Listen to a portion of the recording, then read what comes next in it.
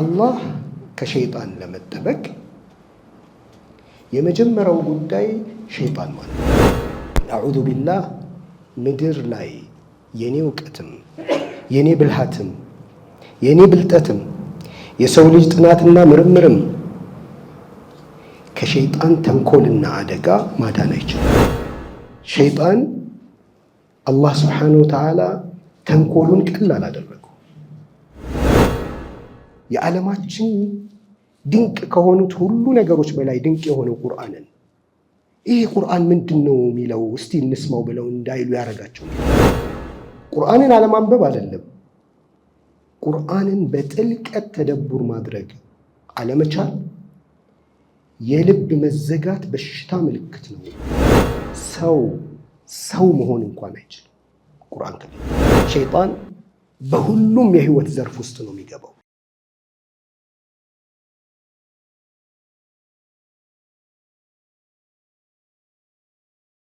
ኢንሻአላህ ቀጣይ ፕሮግራማችን የሚሆነው የዋዕዝ ፕሮግራማችን ነው።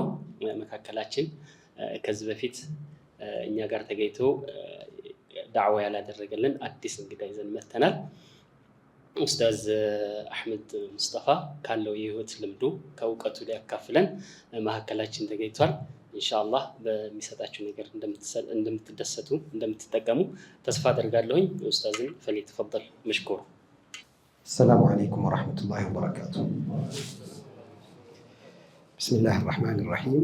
الحمد لله رب العالمين والصلاة والسلام على رسول الله صلى الله عليه وسلم. በቁርአን የተላለፉ መልእክቶች በሆነ መልኩ ከኛ ጋር ተላልፈዋል። ስለዚህ ከነሱ ጋር የምናደርገው ትውውቅ እንዴት ዳግም እንመልሰዋለን የሚለው ላይ አጠነጥናለሁ።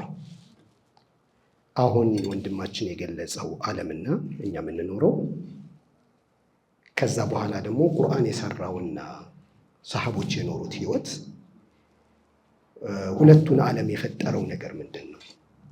ያን ዓለም የፈጠረው ምንድነው? ይሄን ዓለም የፈጠረው ምንድነው? እነዚህን ሁለት ዓለሞች ተረድተን ደግሞ ወደዛኛው ዓለም መሸጋገር እንዴት ነው የሚቻለው? ቁርአን ስንቀራ አላህ ሱብሓነሁ ወተዓላ በምን እንድንጀምር አዞናል? ኢዛ ቀረአተል ቁርአን ፈስተዒዝ ቢላሂ ሚነ ሸይጣን ረጂም። ቁርአንን ስትቀራ ከቀራህ ከተረገመው ከአላህ ረሕመት ከተባረረው ሸይጣን በአላህ ተጠበቅ። አንድ ሰው ወደ መጥፎ ነገር አይደለም እየሄደ ያለው፣ ወደ ቁርአን ነው። ከሸይጣን ለምን ይጠበቃል? ሸይጣን የሰው ልጅን ምን ያደርገዋል? ሸይጣንና የሰው ልጅ ከቁርአን ጋር ያለው ግንኙነትን ምንድን ነው የሚያደርገው? ጉዳዩ እዚህ ጋር ይመጣል ማለት ነው። አዑዙ ቢላህ በአላህ እጠበቃለሁ። በአላህ እጠበቃለሁ ስል ቃሉ ኃይልና ጉልበት ያለው መሆኑ እንዳለ ሆኖ አላህ ሱብሓነሁ ወተዓላ ስለ ሸይጣን ያብራራውን ረሱል ሰለላሁ ዐለይሂ ወሰለም ያስተማሩንን ሴራው ዓላማው ምን እንደሆነ የገለጡልንን ተረድቼ የሸይጣንን ሴራ በዚህ መልኩ ፍቱት ብሎ አላህ በገለጸው መልኩ እየፈታሁን እጠበቃለሁ። በዚህ ነው ከዚህ ሸይጣን ረጂም ከሆነው ሸይጣን መዳን የሚቻለው ብዬ እያወጅኩ ነው። ስለዚህ በአላህ ከሸይጣን ለመጠበቅ የመጀመሪያው ጉዳይ ሸይጣን ማን ነው? ዓላማው ምንድን ነው? ሰዎችን በምን መልኩ ነው የሚያሳስተው? የሚጠቀማቸው ስልቶች ምንድን ናቸው? እኔ ደግሞ ያን ስልቱን ቀልብሼ አላህ በሰጠኝ ብርሃን ማሸንፈው እንዴት ነው? ይህን ጉዳይ በአግባቡ በደንብ ተወያይተን በደንብ ተረድተን ካልዳንን በስተቀር የሰው ልጅ መዳኛ የለም። አዑዙ ቢላህ ምድር ላይ የኔ እውቀትም የኔ ብልሃትም የኔ ብልጠትም የሰው ልጅ ጥናትና ምርምርም ከሸይጣን ተንኮልና አደጋ ማዳን አይችልም። ብቸኛው መጠበቂያው የዋህይ ብርሃን ነው። ከዚህ ብርሃን ጋር ተገናኝተን ቁርአን ባብራራልን መልኩ ሸይጣንን አውቀን ካልተጠበቅን አንዱን ስናመልጠው ሁለተኛው ጉድጓድ ውስጥ ይከተናል። ያውም ቁርአን ጋር መተን ሸይጣን ያስተናል። መተን ቁርአን ጋር እስከ መምጣት ያለው ረጅም ጉዞ ደግሞ ሌላ ነው። ወደ ዲኑ መተን፣ ወደ መስጂዱ መተን፣ ወደ ኢስላሙ መተን ልክ ስንገባ በእኛ እምነት ጨርሰናል የሸይጣን ፈተና። አላህ ስብሓነሁ ወተዓላ ግን ስትጀምሩት ቁርአን የሸይጣን ትግል ሜዳ ውስጥ ነው አብሮ መንገባ። ይሄ ሁሉ መሳት፣ ይሄ ሁሉ ከመልእክቱ መራቅ የሸይጣንን ስልት ተረድቶ ያስቀመጠልንን የብርሃን መፍትሄ ወስዶ መጓዝ ባለመቻል የመጣ ነው። ስለዚህ ፈኢዛ ቀረእተ አልቁርአን ፈስተዒዝ ቢላሂ ሚነ ሸይጣን ረጂም። ረጂም የሆነው ቀጥሎ የምናየው ደግሞ ቢስሚላህ ራህማን ራሂም ይሆናል። ሁለቱ መካከል ምንድን ነው ያለው ትስስር? ዓለም ሁሉ ራህመት ከውስጡ ተነቅሎ የወጣበት አውሬ ነው የሚሆነው። ለምን? ከራህመት የተባረረው ሸይጣን ከሰው ልጆች ውስጥ ያለውን ራህመት ሁሉ አውጥቶ አንጠፍጥፎ እስኪጨርስ ድረስ ሴራውን የሚያሲር ከፍጥረታት ውስጥ ራህመትን ነው የሚያጠፋው። ይሄ ራህመት የተነቀለ ቀን ነው እቺ ዓለም የመጨረሻ የፈሳድ ዓለም ነው። እቺ ዓለም ደግሞ ሰላም የምታገኘው ይሄ ራህመት ጭካኔን አሸንፎ ይሄ ራህመት የነገሰ ቀን ነው። ስለዚህ ዓለምን የሚመራው ቀውስ ራህመትን አንጠፍጥፎ በማውጣት መሰረት ያደረገ ስልቱ የሚያጠነጥነው ከራህመት የተባረረው ሸይጣን ከሰው ልጆች ራህመትን አንጠፍጥፎ በማውጣት ክፉ ፍጡር የሰው ልጅን ማድረግ ነው። በምን ልክ ነው የሰው ልጅን ሊያጠም የተነሳው? ዛቻውን ታውቁታላችሁ፣ ህልሙን ታውቁታላችሁ፣ ሴራውን በትንሹ ሰምተነዋል። አላህ ስብሓንሁ ወተዓላ ፈተኺዙሁ ዐዱወ፣ ጠላት አድርጋችሁ ያዙት። ሁሉ ነገራችን ለምን ተገለበጠ? ቁርአን ጋር ስንመጣ ከሸይጣን በአላህ ሳንጠበቅ ስለገባንበት ነው። ቁርአን ጋር መምጣታችን ብቻውን አይደለም ያድነው። እሱ በምን መልኩ እንደሚያስተን ያውቃል። ለሙእሚኖች ያስቀመጠው ማታለያ አለ። በጣም ለራቁ ሰዎች ያስቀመጠው ማታለያ አለ። ትግላችን ወደ መስጂድ ስንመጣ የቆመ መስሎን ትጥቅ ፈታን። ከዛ ሸይጣን ድል አደረገ። ርዕሰ ጉዳዩ የሚያጠነጥነው ከዚህ ጋር ነው። እንዴት ነው ነፍሴንም በዙሪያዬ ያለው ወንድሜንም ከዚህ ረጂም ከሆነ ሸይጣን ማተርፈው? እንዴት ነው ቢስሚላህ ራህማን ራሂም ወደሚለው አዋጅ የምንሸጋገረው? በአላህ ብቻ ነው የምጠበቀው ያልነው ሸይጣን በየትኛው ሴራው ነው ከየትኛው ሴራ ነው በአላህ የተጠበቅነው ብለን ብንጠይቅ ምን መልስ እናገኛለን? ለሸይጣንማ እኔ በቀዋለሁኝ ብያለሁ። በሳል ነኝ፣ አስተዋይ ነኝ፣ እስልምና ዲን አለኝ፣ ሙእሚን ነኝ።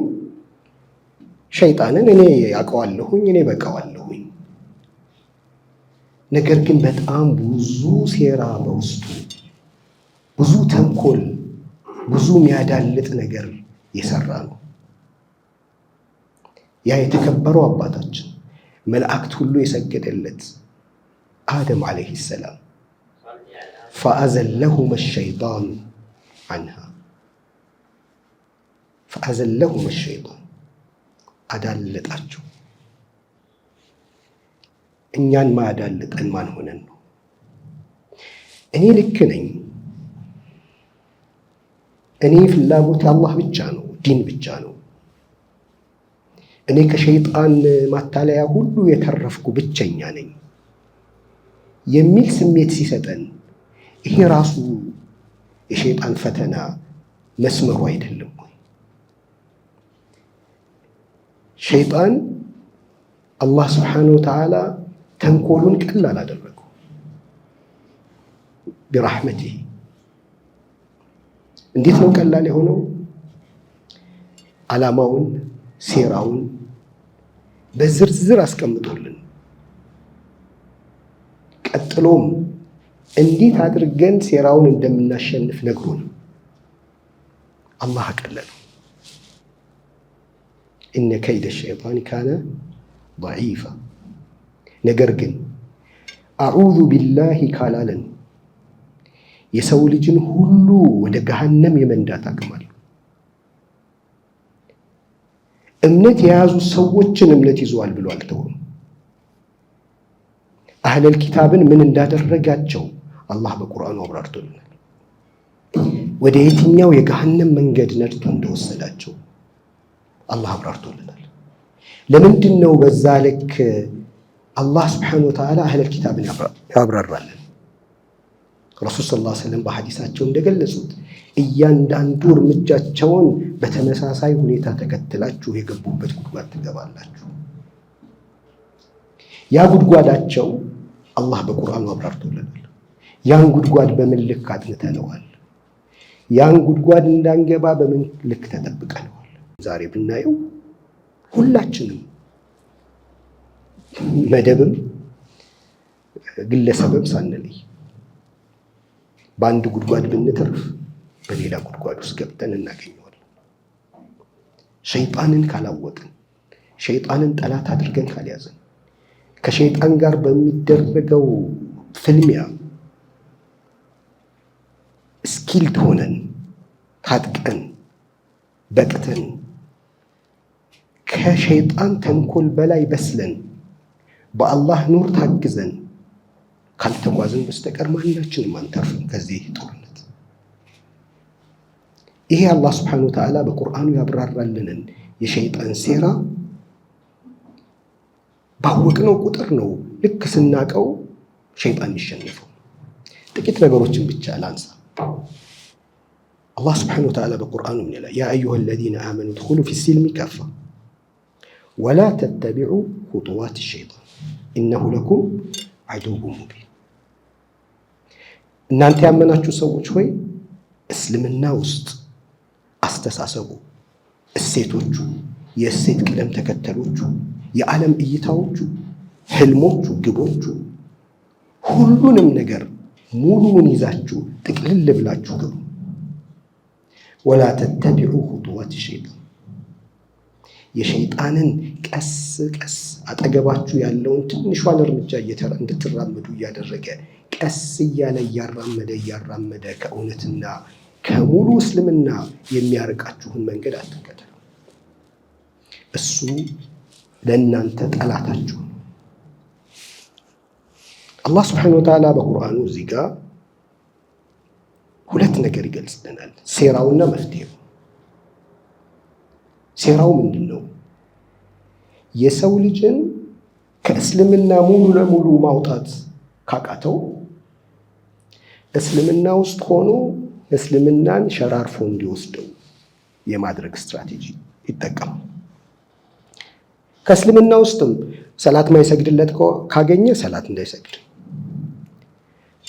አሸንፎ ሰላት ከሰገደ ደግሞ የሰላቱ ዓላማ እንዳይሳካ ከሰላቷም ይሸርፋታል፣ ሙሉዋን እንዳናገኛት። ቁርአን መቅራት አቅቶት ከቁርአን የተፋታ ሰው መፍጠር ዓላማው። አሸንፎ ቁርአን ከቀራስ ከቁርአን ሩህ ጋር እንዳይገናኝ፣ ከተደቡሩ ጋር እንዳይገናኝ፣ ከመልእክቱ ጋር እንዳይገናኝ ያደርገዋል። እንዴት ነው የሚያደርገው? ያው ራሳችንን ማየት ነው። እንዴት ነው ሰው ቁርአን ቀርቶ ቁርአን የሚለው ነገር እንዴት ሳንረዳ እንድናልፍ እንዴት ሆንን? ይሄ እኮ በራሱ ሌላ ተአምር ነው። ግጥም አዳምጠን የግጥም መልእክት ሲነካል፣ ጽሑፍ አንብበን በየቀኑ ቴክስት ስንላላክ የሚያናድ ነገር አናዶን፣ የሚያስደስት ነገር አስደስቶን፣ ወደ ተግባር የሚወስድ ነገር ካለ ወደ ተግባር ሄደን የሰው መልእክት ከዛ የቁርአን መልእክት ሲሆን ምንም አይነት ነገር ወደኛ የሚደርስ ነገር እንዳይኖር እንዴት ሆነ? ከሙሉ እስልምናችን ቆራርሶ ማስቀረት ነው።